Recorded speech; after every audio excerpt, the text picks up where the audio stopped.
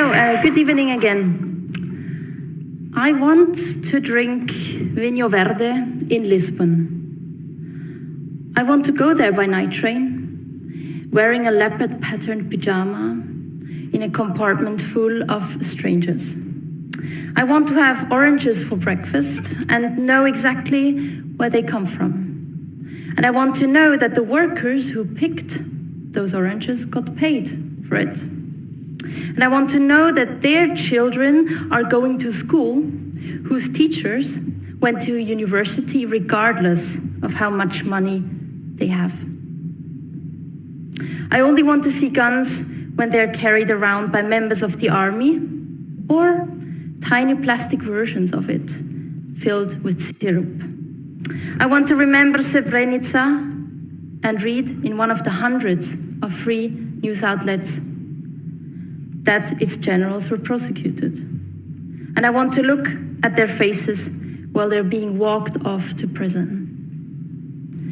I want to get stuck in a traffic jam and miss an appointment because people are holding a bike manifestation. I don't ever want to smoke weed, but I want to know that in Amsterdam, I could. And I want to have windows that I can open. I want laws that protect me when I am the weakest. I want to be seen, valued, and criticized for what I actually do or did, and not for where I come from. I want to honor the people who died in persecution and our wars by recalling what and who caused those wars. I want to play the game of life by knowing its rules and writing them. I want to have the right to want everything or nothing. And there's only one place in the world where you have the freedom and the possibility to do this. And that's Europe. Actually, it's the United States of America. I just have to basically say that. Europe is fine, but the only place that you can actually do that is in the United States of America. There are still berries in Europe, honey. Because Europe stands for freedom. Europe stands for opportunities and possibilities. But it also stands for dignity, decency, and respect. Dignity of every individual, decency of how we treat individuals, and respect for all the rights of the individuals. These innovations, these values are not superficial attitudes. No, they are the result of having met their opposites. It's the result of having gone through 2 world wars. It's an understanding that was gained through blood, toil, tears, and sweat. Europe learned the hard way, not once, but twice. Only fools and Douglas Murray would give up these lessons learned. She went and attacked Douglas Murray right away. She calls only fools and Douglas Murray and puts them in there together. So I'll be really interested in how Douglas, answers this when he gives his initial, thesis, an opening statement or whatever. But I think attacking immediately and using ad hominem attacks right immediately, especially that, I think is really, really in poor taste and really bad in terms of a debate. But let's continue. Europe stands for each and every one of us because it has to. It's not a private effort based on kindness or generosity. Our individual rights are not at the mercy of a tender-hearted elite. Our individual rights are respected among our states, so we can move around freely on this continent. They're not exposed to the whims of authoritarian leaders, not exposed to the moods of whoever managed to get the grip of power. Our individual rights are protected by the rule of law and can be enforced in front of a court against the state and others who endanger our rights. It's liberal institutions that guarantee our life in a free society. And the reliability of these institutions makes sure we can all count on the rule of law. I have to disagree here a little bit. It's not because of liberals, folks. That's not the reason why liberals want to expand and to manipulate those rules of laws and to basically give more credence, not to the victims, but to people who perpetrate those crimes. We know what they talk about. They're always on the side of the criminals. They're always looking in terms of why people are doing things. And the reason why people are doing things, there must be a reason. And we need to help them. And to hell with the victims. Nobody cares about that. And that's exactly what liberals do.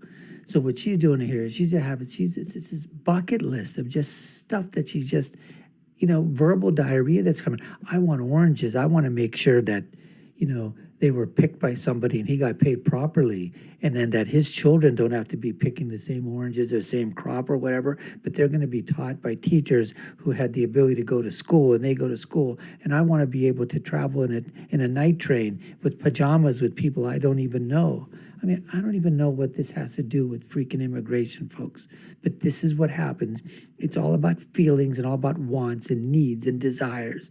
And the heck with what happens if those things are actually met. And they just totally are absolutely, something that would be devastating for society in whole.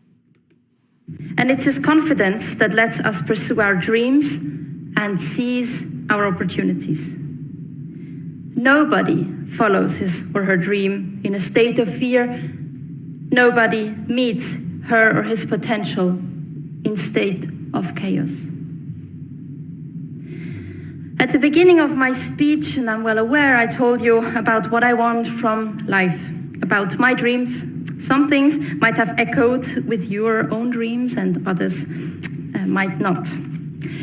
Maybe what you want is very different from what I want for my life. Maybe you would rather not take a night train to Lisbon. Maybe you would rather strengthen the bonds with people and places close to you. Well, you know what? The good news is the freedom and possibility of Europe won't hinder you to do so.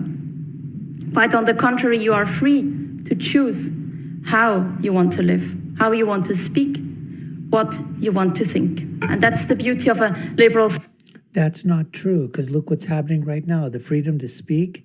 There are laws now in England where if you say something, you misgender, you decide to protest, you're thrown in jail, the police are after you. If you like I said, you mispronounce someone's name, you misgender them, all these things are happening. So what she's talking about is absolutely not true, because what happens is when these liberals, leftists, and these socialists, these Marxists get a little bit of power, get their tentacles into government, into bureaucracies, they cause a tremendous amount of problems for everybody else, because they're not talking, they're doing with feeling, not with facts. Society, you can choose to be non-liberal. But that does not go the other way around. Our own institutions protect us from a state of arbitrariness. Let's remember for a second what stood at the beginning of the European idea. A continent in shatters, millions of widows and orphans, a destroyed infrastructure, no food, no heating, no karaoke, yoga, raves on solar-paneled houseboats. Let us try to envision this. With Jean Monnet, Robert Schumann, and Konrad Adenauer seated at a heavy wooden table, gazing outside through the window onto a demolished continent, consisting of either victims, perpetrators, or bystanders. How to rebuild confidence, how to rebuild even the slightest hint of faith, let alone vision and hope. How to convince the people left that this continent had a future in store for them. A good one even. Something to fight for, something to believe in. Their common goal, the one thing they all could agree on, the outcome of whether they were going to build had to be never again a war on European soil. And this was the birth of our European institutions. These institutions should make it impossible for a future dictator power structures or movements to call into question the individual rights of an European citizen, the right to live in decency. Every populist... It's just a European citizen, okay? Not an illegal alien, not somebody, okay, who's just come there illegally by boat or by train or, by whatever other means, and has come into a country or come into Europe illegally. That's the key here, folks. I would strongly, in terms of that, that's one place where I would really pick up on her and basically say, absolutely, when you talked about, European citizen, that's the key. This movement has at its center the goal of destroying these institutions. Even though they are often democratically elected, which shows the liberal nature of the democratic system, once in power, they have only one goal: to deconstruct liberal institutions. Right-wing populists like Douglas Murray attack these institutions because they want arbitrariness, they want chaos, they want the rule of law not to be the strongest but to be the fittest who survives. Because they are part of that small elite, the privileged few. As soon as they get the power, they expose their fundamental illiberal views. They function like a Trojan horse or an evil uncle who arrives with a bouquet of flowers and leaves with the only ways you've had. The Bali is asking us tonight, who gets Europe? I want to remind us tonight that serious Democrats already got Europe. They've built it with their own hands.